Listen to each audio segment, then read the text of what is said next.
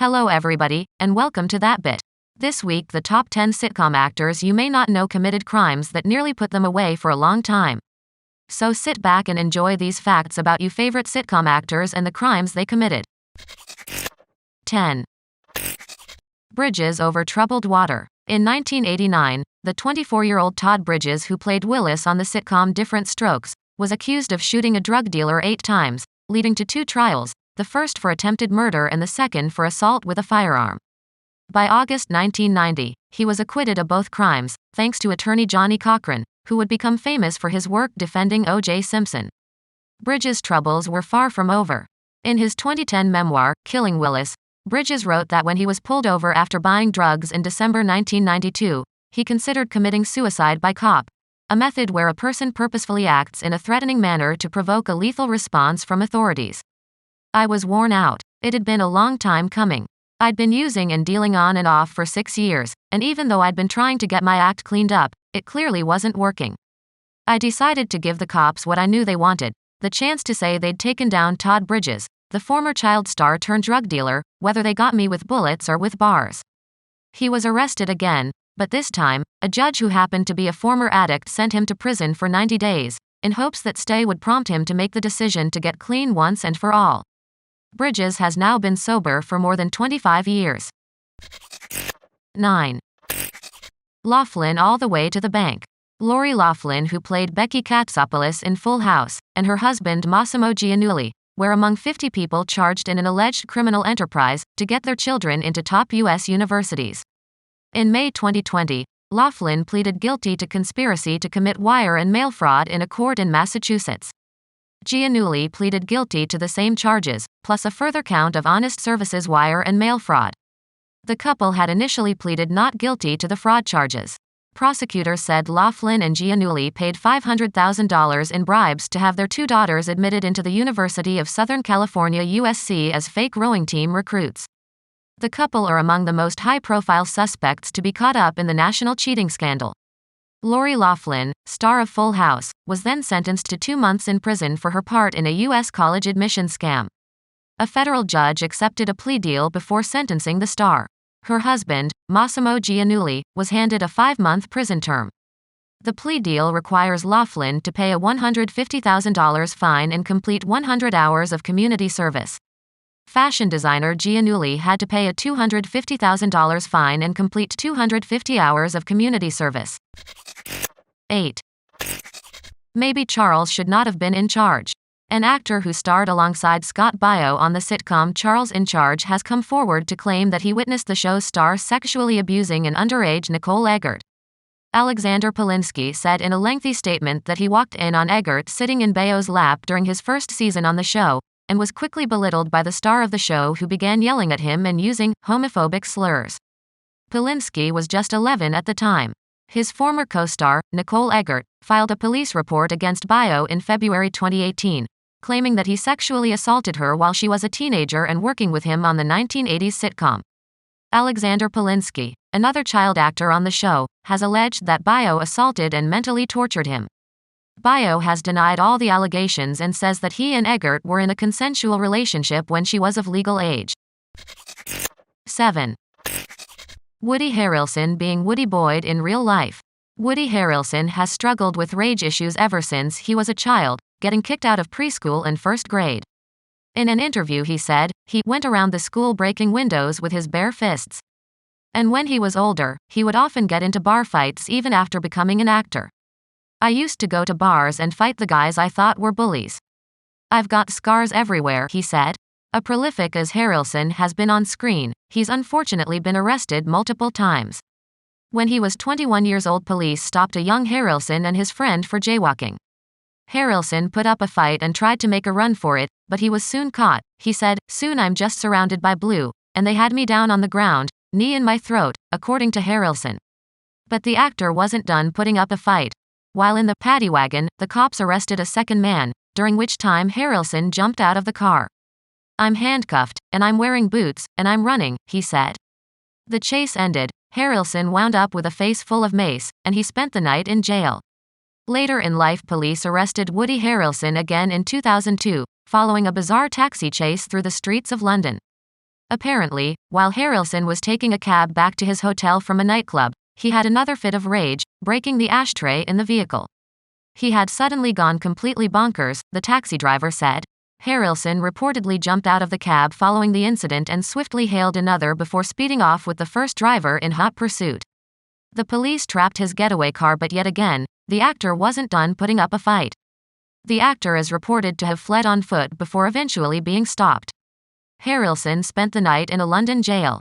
He had more arrests, including a 1996 drug charge that was dropped, and in 2008, a paparazzo accused him of breaking his camera. But the star has stayed relatively out of trouble as of late, and has brought some iconic roles to life. 6. To Prison and Beyond. Long before Home Improvement and Buzz Lightyear, Tim Allen was a 20-something bad boy who served time in federal prison on cocaine charges. "I was totally effed up," Allen, 67, admitted of his life before prison. His father was killed in a horrific car crash caused by a drunk driver when he was 11. Allen had admitted at that point that he had already started drinking, a year before that at the age of 10. He was inspired by movie cowboys throwing back shots of whiskey. In 1978, he was arrested at the Kalamazoo Battle Creek International Airport in Michigan with over a pound of cocaine in his luggage. He pleaded guilty to drug trafficking charges, thinking the sentence wouldn't be too harsh. He was then sent to federal prison, at age 23, for 2 years and 4 months. The aspiring stand-up started to look at his life and for the first time, make goals for when he came out. "I didn't think they would do that," he said of the multi-year prison term, "and neither did my attorney, then they came down hard on me." However, he did have an inkling right before the sentencing. "I knew bad things were going to happen. But I wanted to be able to come out with something." Allen, who is now nearly 25 years sober, recalled having that first drink at 10. "This was after every cowboy movie I saw as a kid. It showed men riding horses, tying them up and having a shot of whiskey and then riding off into the sunset. He thought that stuff's gotta be pretty damn refreshing. So I went down to a friend's house and just poured Jim Beam into a jigger, not a shot glass, it was 2.5 shots actually, and downed it just like on the TV shows.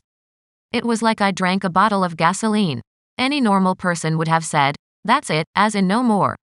However, I thought, well, maybe I needed more water, then I just got used to it." He continued, "Alcohol for me, I'm going on 24 years sober and clean of everything. Alcohol never affected me like the other guys. I could drink copious amounts of it even as a young kid." After telling a story about having an alcohol blackout during his college years, during which he was drunk and drove his friends in his car, he said, "I look back on those things, this is sober guy stuff. I had so much shame at the things that I did. Especially driving people around. Coming from a dad that was killed that way, it's difficult to get past it." 5. Different strokes for different folks. On February 28, 1991, Dono Plato entered a video store, produced a pellet gun, and demanded the money in the cash register. The clerk called 911 and said, "I've just been robbed by the girl who played Kimberly on Different Strokes." Approximately 15 minutes after the robbery, Plato returned to the scene and was immediately arrested. Plato had stolen $164. Las Vegas entertainer Wayne Newton posted her $13,000 bail, and Plato was given 5 years probation. Plato made headlines and became a subject of the national debate surrounding troubled child stars, particularly given the difficulties of her Different Strokes co-stars Gary Coleman and Todd Bridges. In January 1992, Plato was arrested a second time for forging a prescriptions for diazepam. She served 30 days in jail for violating the terms of her probation and immediately entered a drug rehabilitation program. Plato later moved to Las Vegas, where she struggled with poverty and unemployment. At one point, she worked at a dry cleaning store, where customers reported being impressed by how humble she was.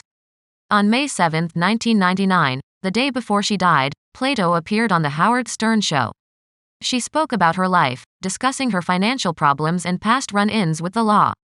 She admitted to being a recovering alcoholic and drug addict, but claimed she had been sober for more than 10 years by that point and was not using any drugs. With the exception of prescribed painkillers due to the recent extraction of her wisdom teeth. Many callers to the show insulted her and questioned her sobriety, which angered and provoked a defiant Plato. She then offered to take a drug test on the air. Some callers, as well as host Howard Stern, came to Plato's defense, though Stern also referred to himself as an enabler, and sarcastically offered Plato drugs. Although she allowed a hair to be cut for the test, Stern later claimed she asked for it back after the interview. On May 8, 1999, she committed suicide by overdosing on painkillers. 4. Diamond Daggers. Dustin Diamond, who played Screech on Saved by the Bell, was arrested in December 2014 after he was involved in a bar fight. He was subsequently found guilty on 2 misdemeanor offenses and was sentenced to 4 months in prison. In December 2014, Diamond was involved in a bar brawl in Wisconsin that saw a man stabbed, which ultimately resulted in his arrest. Diamond and fiancée Amanda Schutz were celebrating their engagement when a man unexpectedly punched Schutz in the face. In an interview with his former Saved by the Bell co-star, Mario Lopez, Diamond claimed the man then grabbed Schutz by her hair. "I opened my pocket knife and said, 'Let my wife go immediately,' which worked." Diamond denied that he actually stabbed anyone, saying that the victim nicked his arm on the tip of Diamond's pocket knife. A fake news story went viral that claimed Diamond was charged with attempted murder. In 2015, Diamond was sentenced to 4 months in prison on charges of carrying a concealed weapon and disorderly conduct and 2 misdemeanor offenses. He was released on probation 3 months into his sentence. Dustin Diamond unfortunately died on the 1st of February 2021 after a brave-fought battle with cancer. 3. I did not put the pill in the pudding cup. In 2018, Bill Cosby was convicted of drugging and sexually assaulting Andrea Constant at his Pennsylvania estate in 2004, leading to a sentence in September 2018 of 3 to 10 years in prison. Bill Cosby was freed on June 30, 2021, after nearly 3 years in prison, following a decision by the Pennsylvania Supreme Court to overturn his 2018 conviction on 3 charges of aggravated indecent assault.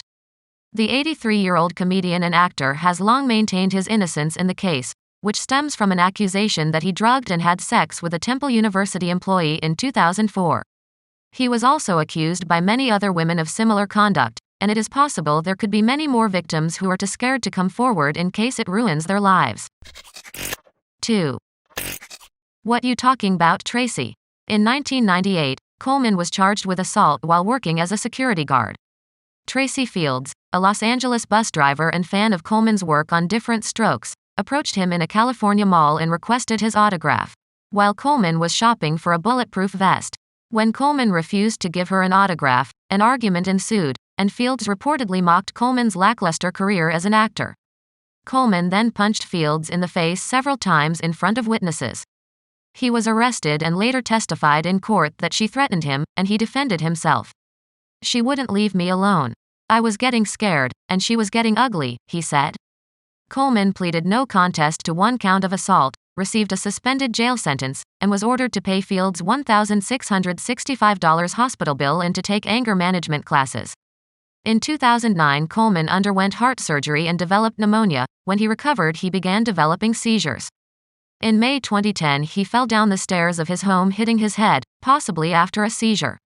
He was placed on life support for 2 days but tragically died on the 28th of May 2010. 1. Slapped with a night in jail.